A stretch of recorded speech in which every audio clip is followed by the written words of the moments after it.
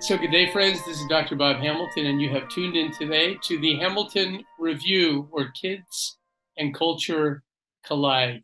Thank you so much for making us part of your day. It means a lot to me. I know that every one of you are busy people. You have kids, you have lives, you are grandparents, you're going to the grocery store, you're fixing flat tires, all the things that we all have to do in life, for better or for worse. And so the fact that you've tuned in today means a lot to me. So thank you. If you like what you hear, pass it on. We're building an audience, and there's a reason why I want you to pass it on too, is because I bring to you on a weekly basis amazing people, and today is really no exception at all. Today is I'm bringing to you a woman by the name of Sharon Draper. Sharon Draper is first of all, Sharon, welcome to the Hamilton Review. Thank you for having me. It is a pleasure. So who is Sharon Draper? Well, many of you already know because she's pretty famous, but she is a professional educator. Mrs. Draper is also an accomplished writer. She has been named the National Teacher of the Year. That's a national, U.S. national. She's a 5-time winner of the Coretta Scott King Literary Awards. She has been a New York Times bestseller author. A book called Out of My Mind, which we're going to talk about later on today, was on the New York Times bestseller list for over 2 years. It's still on. I'm sorry? It's still on the list. It's still on the list. Okay, it's beyond that. And I mean, I could go on and on. One thing, she has been honored at the White House 6 times. Amazing. And her book, Copper Sun, was named one of the top 100 best books of all time by Time Magazine. So Sharon, you are an amazing woman. So thank you for being here. It's my pleasure. I'm delighted to be here, and I hope the dog cooperates. Your puppy dog is right there at your feet. What is her name again? Her name is Cookie. Cookie. Friends, I'm looking at Cookie here on the screen. Cookie looks like a very, very happy little puppy dog, and so I'm sure she will. Okay, so before I let you have the microphone, Sharon, I'm going to do something. I'm going to read a little poem, I think, or a quick little vignette that you wrote entitled "Who Am I?" This is really a lovely introduction to you, for you, as much as anything. Who am I, is what she writes. I am a creator, a visionary, a poet. I approach the world with the eyes of an artist, the ears of a musician, and the soul of a writer. I see rainbows where others see only rain, and possibilities when others see only problems. I love spring flowers, summer's heat on my body, and the beauty of the dying leaves in the fall. Classical music, art museums, and ballet are sources of inspiration, as well as blues and dim cafes. I love to write. Words flow easily from my fingertips, and my heart beats rapidly with excitement as an idea becomes a reality on the paper in front of me. I smile often, laugh easily, and I weep at pain and cruelty.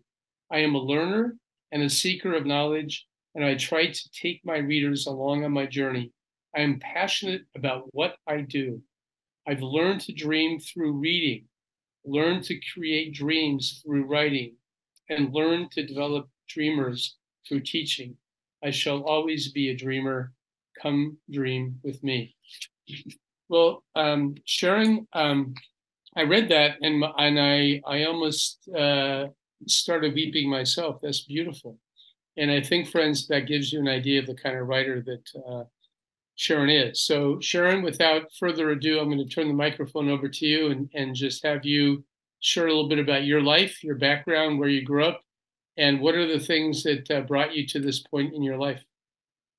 I was born in Ohio, in Cleveland, Ohio, and I lived a half a block from the local public library. And that was where I went every single Saturday with my mother. And we would walk to the corner and we would get I believe it was 10 books. Actually, it was 3, but they knew me, so they let me check out 10. And I would check out 10 books and I would read those. And then I'd go back and get 10 more and 10 more and 10 more. And by the time I was at the end of probably 4th or 5th grade, I had read everything on the elementary side of the library.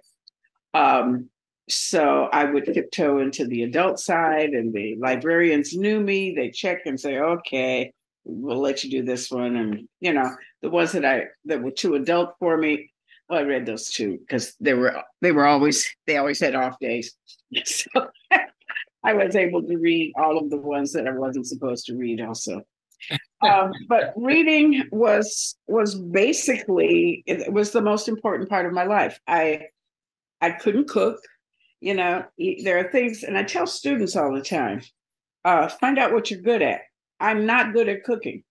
I am not good at swimming. I am not good at dancing. But I found what I was good at. And so I tell students, find the thing that you're good at and do that, you know, because you have to do something for the rest of your life. You may as well do something that you enjoy and that you're good at. So, you know, that's kind of what I did. I focused on the things that I knew made me happy. So I read hundreds and hundreds and hundreds of books, but it didn't occur to me to be a writer until much, much later. I had been a teacher for 20 years before I wrote anything. I wrote poems and short stories and things like that. But my very first piece of writing was a short story contest. And I entered the contest kind of as a challenge from one of my students. I said, here, why don't you do this? And it was one of my students that wasn't the very best student. You know, it's like, you're always making us do stuff. Why don't you do this? So I said, okay. So I entered the contest and I won first prize. And so I got my picture in the paper, and it was like, and I told the student, I said, well, I guess you have to do homework now. And so that was the beginning. And then as I got to the end of my teaching career, I had been writing kind of privately. And so I wrote my first book near the end of my teaching career, and it took off. It was magical. It was successful. It won awards. When they called me and said, your book has won an award, I wasn't even home all the authors now know to stay home on book call day, the day that they announce the awards. They stay home to sit by the telephone. I went shopping. I didn't even know. And they called me. They said, we've been trying to reach you all day. I said, what? What did I do? I said, your book has won a major award. So that was Tears of a Tiger, which was my very first book. It won a major award. And it was like, you know, I got to go to fancy dinners and fancy banquets, and people started knowing my name, and the publisher said, would you like to write a sequel? And I said, it's already done. And so I did the sequel, and then I wrote the third book in that. And that was 30 books ago. Wow. So wow. Started off slow, and it's just been a blessing. It's been an amazing career. And this happened after how many years of teaching? 25. So you were teaching, and you taught elementary school. What level were you at? Middle school and high school. Okay. I taught 7 through 12. And you taught, I presume you taught English. Yes. Okay. Yes. And then they wouldn't let me teach math. It's like, no. Yeah, well, they wouldn't let me teach English. Don't worry. Yeah. Okay. So I guess everybody in this world has a role to play, don't we? Exactly. And your role is a beautiful role. So you were teaching English. So you know literature. You know literature. You know good English. You know how to write a sentence. You taught your kids how to look. I remember my junior high and high school English teachers. They did their best with me. I don't know what to say. but English, you know, learning how to write well, you knew good writing.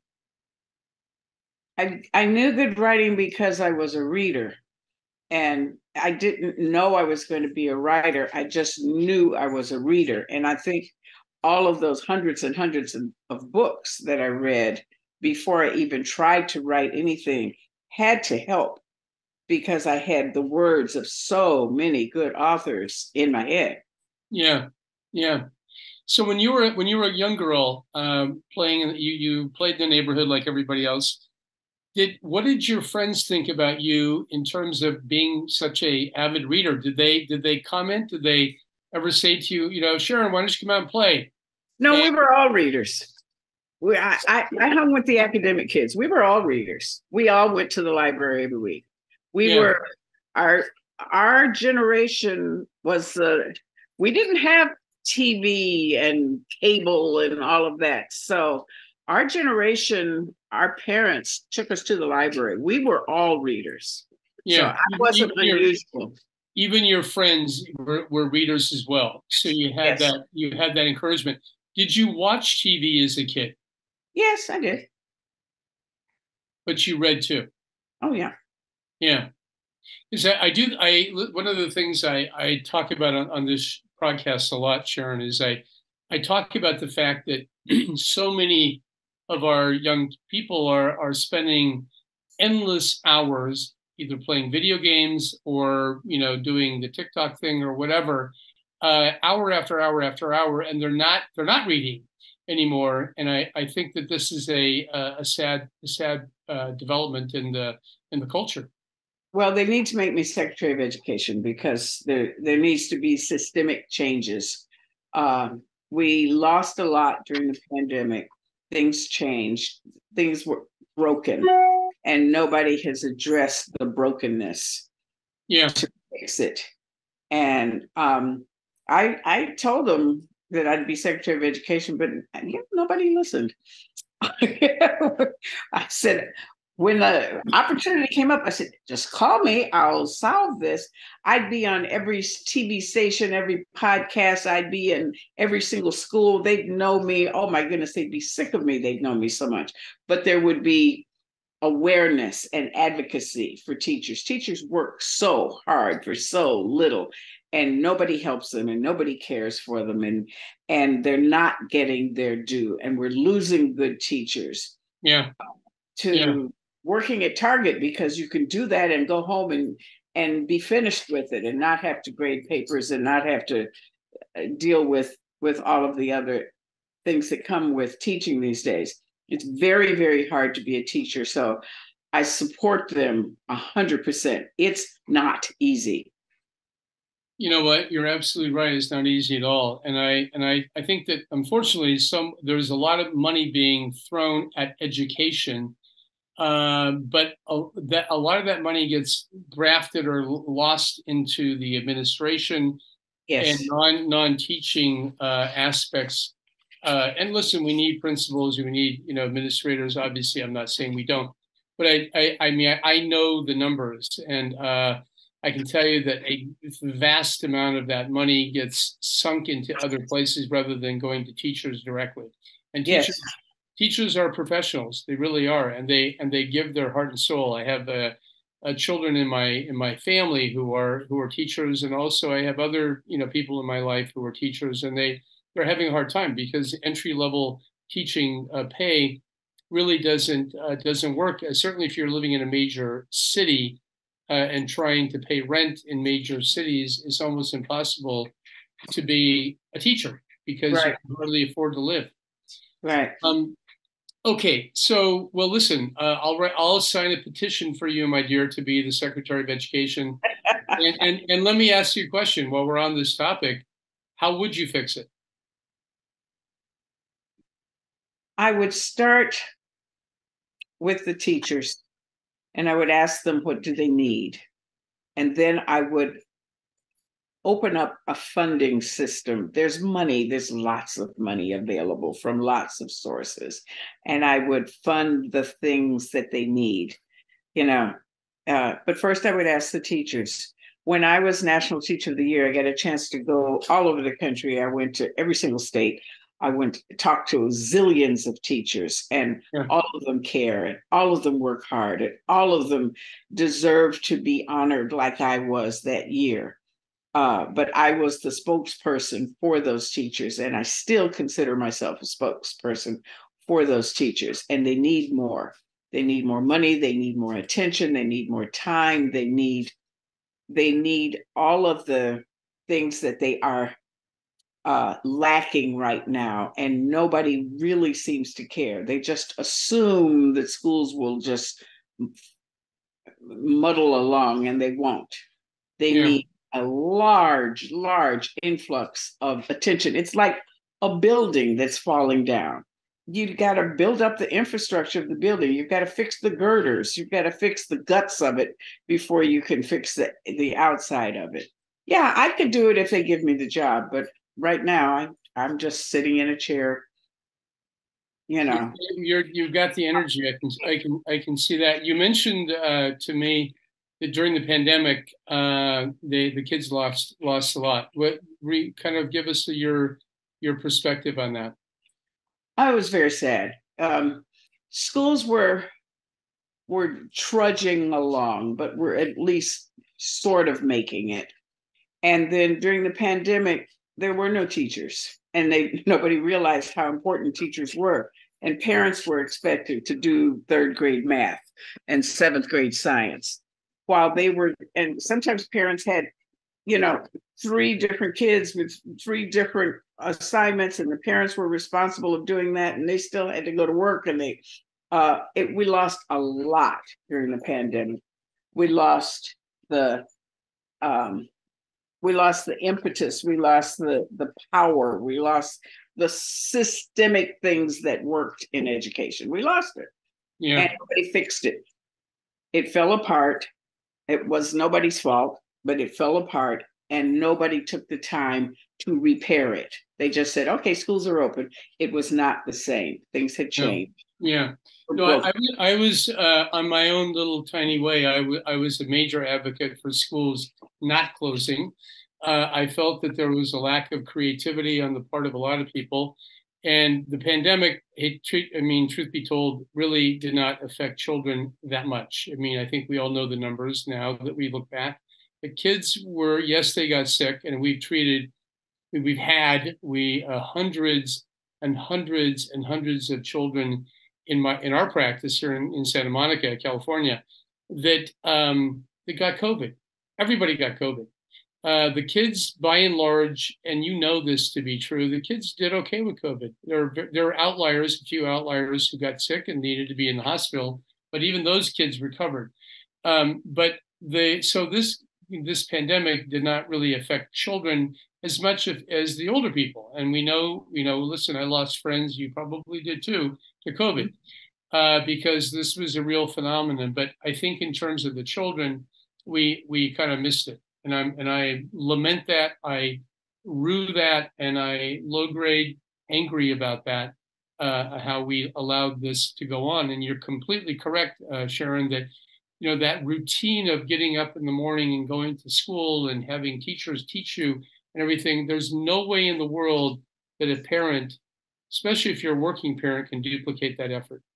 Right. A working parent who's working from home and has 3 kids in 3 different grades, and she's responsible for making sure that they do work that was sent to them on a computer from a worksheet. Half of them didn't even have computers. There were people who were going to the grocery store so that they could get online, and sitting in the parking lot of a grocery store. So they didn't have the means to the end that was necessary. The kids. Yeah. They didn't have computer access basically in their home, right. And a lot of people don't have that. Okay, well, listen, I want to talk about your book, How I Met You, which is called Out of My Mind, Friends. #1 New York Times bestseller. We're going to talk about that in 1 minute. We're going to take a 1-minute break and come right back. So friends, don't go away. You have tuned in today to the Hamilton Review. We're having a very interesting conversation with author Sharon Draper, Mrs. Sharon Draper, and we will be right back. The Hamilton Review podcast is brought to you by Hamilton Babies, 9 kid-friendly products designed for the little loves in your life. Find them at hamiltonbabies.com or amazon.com. Also consider Dr. Hamilton's recently published book, 7 Secrets of the Newborn. Available at Barnes & Noble, your local independent bookstore, and Amazon.com. So friends, welcome back to the Hamilton Review. We're continuing our conversation today with Sharon Draper, Mrs. Sharon Draper, I should say. #1 best-selling New York Times author of a book, Out of My Mind. We're going to talk about that in a second. But Sharon, I'm curious. You're an author. You've written a lot of books. You talk, and I read the little poem that you had written, and you said, I learned to dream through reading, learned to create through dreams, through writing, and learned to develop dreamers through teaching. So you're a dreamer. You have ideas. How do you come up with a book, the idea for a book? Because I think people, if I said to someone, write a book, I think everybody's mind would go entirely blank. Okay, but where do these ideas come from? All right, everybody has their own gifts, and if you ask me to fix a complete Thanksgiving dinner, I could not do it. If you ask me to jump in the deep end of a swimming pool, I could not do it. I don't have that skill. I can't do it. I can't swim. And if I jumped in the pool, I would drown. Okay. If I tried to fix dinner, my family has told me many times, just sit over there, Mom, and we'll do the cooking. So we have our gifts, and yes. Writing is my gift. Cooking is not my gift. Swimming is not my gift. So I tell students, find your gift. Find the thing you're good at. Find the thing that's easy to you. Find the thing that makes you happy and do that. We don't have to be CPAs. If math doesn't make you happy, then don't do that. If swimming makes you happy, be a swimming teacher. Go to the Olympics. Get involved in that. Whatever it is that you are good at and makes you happy, that's what you should do. I found my happy through reading and through writing, but that is not everybody else's happy place. That happens to be mine. So you come up with these ideas. You wake up in the morning and you have the idea? Where do these ideas come from? Because your books have clearly struck a chord, many of them. And so where do they come from? I don't know. I've always been a reader. So I've always had ideas in my head. And it could be something very small. Like I remember once I was in an airport and I saw a little old man and a little old lady, and they were like 90 and they were lost and they were wandering through the airport and they were just so very lost. And I put them in a book because they were so cute and they were just characters in a book. So when I see people and I meet people, events, the rainstorms, thunderstorms, snowstorms become events in a book because I've experienced them. So things that well, you can write about if you have the ability to write. There are things that I do not have the ability to do. Writing is one of the things that I do have the ability to, and it's like I said, I can't cook. I can't swim, but I can write. It's a gift. It's easy for me. The words just flow. And it doesn't come easily the first time. You have to do it over and over and over again. Most of my books go through 30, 40, 50, 60, 70 revisions. Curious. Oh, absolutely. And then I send it to my editor who says, it's a nice start, dear. And then she puts it through about 50 revisions. So you are the one doing the revisions. You are the one doing the multiple revisions yourself. Oh, yeah. Now, she will make suggestions. Like she'll say, okay, chapter 3 doesn't seem to work. And I think it might be better if you move it beyond chapter 12 where they meet the new kid. It's like, oh, that's a good idea. So she and I work together like that. But I put the ideas together. And she and I have worked together. I've worked with this editor for 15 years. So we know each other very, very well. Yeah. And she knows how I think, and I know how she thinks, and I know what she'll say to something I write. And she'll say, page 72. I said, I know you'd find that. And she says, it's not working. And I said, I know. She says, how about if you do this or this or this? So she and I have a real good working relationship. And she's hard on me. She's very hard on me, just like I was on my students. Well, I'll tell you what, the fact that you're willing to take that input and humbly take it, that's probably a part of the success that you've enjoyed, is the fact that I kind of have to. I have to take the input, because if I don't make the improvements to make the book as the best that it can be, it'll never get published. Yes, that's true. It's very true. You have to, people who don't have an editor and who try to self-publish, it doesn't usually take off too well. I have a question for you. I have a lot of patients in my practice who are composers. And I sometimes, when they walk in the door with their kids, I say, by the way, are you composing a piece of music right now? And they look at me and they kind of go, yeah, I am.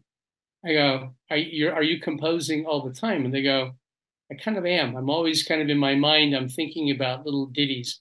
Are you, at this moment, I know you're having an interview with me, but are you actually writing a book in your head right now? I'm not a book, but I could put an interview in a book, and I would know the parts to put into the interview, into the book about the interview, like the background. Everybody has a different background. Some people have the fake backgrounds that they created back during the pandemic. We had this whole industry of creating. I know the phony. By the way, is that dog a phony background? Is that part of the phony? This dog is really real. That dog is real. Okay. Really real. I mean, because it seems very real. That dog is moving around, and so I'm just wondering if that's. By the way, this is a real background here too. Yeah. This is actually a real bookcase behind me. And that's my real bookcase behind me. I'm looking at it. I'm seeing your book. You're there. Oh, those are all your books, is what they are. Yes. So Sharon, I love that, and I can, that creative nature, I think, is almost hard to walk away from. I mean, after you have it. So let's talk about one of your books. Okay. The book that I read, friends, is called Out of My Mind. There it is right there. And Sharon has a copy there as well. And I have to say, this came to me by my publicist, the person I work with to get this show on up every week. And she said, Bob, you have to read this book. So I picked it up. I read it. I read it literally overnight. It was such an incredible read. It turns out, Sharon, that 2 of my grandchildren have already read the book too. I did not know that independently without me mentioning it. They said, oh, I read this book called Out of My Mind. And I said, wow, I just finished reading that too. So, and they loved the book. I loved the book. And the essence of this book, well, I'll tell you what. You tell us the essence of the book, because I'll add a couple comments, but this is a very, very interesting idea. And I have to say, there were times where I actually was not sure I was reading a novel. I thought I was actually reading a real story. But Sharon, I'll let you take it from there. Well, that's a big compliment, that you thought it was real. And I think because I used to work with students, you have to make a book real or they won't read it. When I used to teach and they had to read Charles Dickens, and it was like they couldn't identify with, crawling up into the jitney while the horse, pulled the carriage through the town. They couldn't identify. So kids today need to be able to identify with what they're reading. This book is about a little girl who can't walk, can't talk, can't do anything, but she's brilliant. And so she is stuck. Everything that you read in the story is coming out of her mind. Right. Let me interject real quickly, Sharon. This young girl is named Melody, and she has severe cerebral palsy. And that, from a medical perspective, that's something that everyone needs to know. But tell us about her mind. But I don't say that at the beginning, because at first I just talk about the fact that she's so smart and there's so much she wants to say and so much she wants to communicate, so much she observes from her world. And so you see the story is told from out of her mind, how much she sees and wishes and knows and smells and all the 5 senses that we talked about earlier. And so, but also the phrase out of my mind means if I'm going out of my mind, this is about to drive me crazy, that there's this brilliant, brilliant person stuck in a broken body. And so that's driving her out of my mind. The same way, so the title has dual, triple meanings. Right. Yep. And the I don't know if I planned it that way, but that's the way it ended up being. Yeah. But the thing about Melody in this book is she not only is she smart, she has a photographic memory. She ends up really being has a deep perspective of the world around her. She sees things, she absorbs things, she learns things, and she, unfortunately, because of her cerebral palsy, she is stuck not only where she can't articulate and she can't, communicate with everyone, and we'll talk about how she breaks through that, but also the people around her, the doctors who are caring for her, and her educators relegate her to a special class, and that further drives her out of her mind. Tell us a little bit about that part of the story. Well, her parents don't know what to do. They know that she's smart, but they can't convince doctors. You go to a doctor with a white coat like yours that says, yes, of course, we love our children and we think they're smart. And the parents know, but there's no way that they can prove it. And since the story is being told through the girl's mind, she's saying, I'm looking at the things on his desk and I can tell that this book has been written in Spanish, and, and she's observing things in the doctor's office, but the doctor says, well, clearly there's nothing there. And she's, observed everything about him and his office. And so it's frustrating for her. It's driving her out of her mind. So the title has double, triple meaning of, yep. The story is told from her mind. Her frustration is driving her out of her mind, and is told, through her mind, so that the reader follows her and her path through the rest of the story. From her perspective. I mean, yes. that was what I found to be so creative, was the fact that you're telling the story from how she is perceiving it all. And you do feel that sense of, while I read the book, I had this sense of anxiety. It bothered me. But then there was a breakthrough. And that breakthrough is something which is a revolution, really, in communication. And Sharon, you can tell everyone what that is. What, the MediTalker? Yes. Well, I made up the name MediTalker, but you can actually go online now and buy a MediTalker. I made up the word MediTalker. I just created, she needs something, so I called it that. Yeah. But you can go online now and find something called a MediTalker, which is similar to this. There's been all kinds of advances in science and medicine to help children with cerebral palsy to be able to communicate. And there's zillions of children who have read the book, and especially children and parents of children who have cerebral palsy have read the book and said, yes, you finally get what we know, and nobody will believe us. Yeah. Because doctors have a tendency to say, yes, of course you love your child. And of course you think she's smart. So, I put all of that in there. So you're quoting me, Sharon. I say that 1,000 times a day. No, I'm kidding. I don't say that. I actually do believe parents. But so the MediTalker, friends, is a computer where little Miss Melody can actually push a button and a phrase will pop out. So she begins to be able to communicate with the world via this computer, which is brilliant. And all of a sudden, words that have been formulated in her mind are able to be communicated orally. I mean, people hear them through this computer. And as a result of that, people realize, oh, this kid has got some marbles and she's got some intelligence after all. And I think that to me was a very gratifying part of this book. Um, They can I insert something in there? Sure can. They they did a really good job of showing that frustration in the movie. There's a movie. It has not yet been released because of whatever's going on in Hollywood with the various strikes and so forth. But the movie is complete. There is a movie about it in my mind, and it was done by Disney. We're just waiting for them to release it.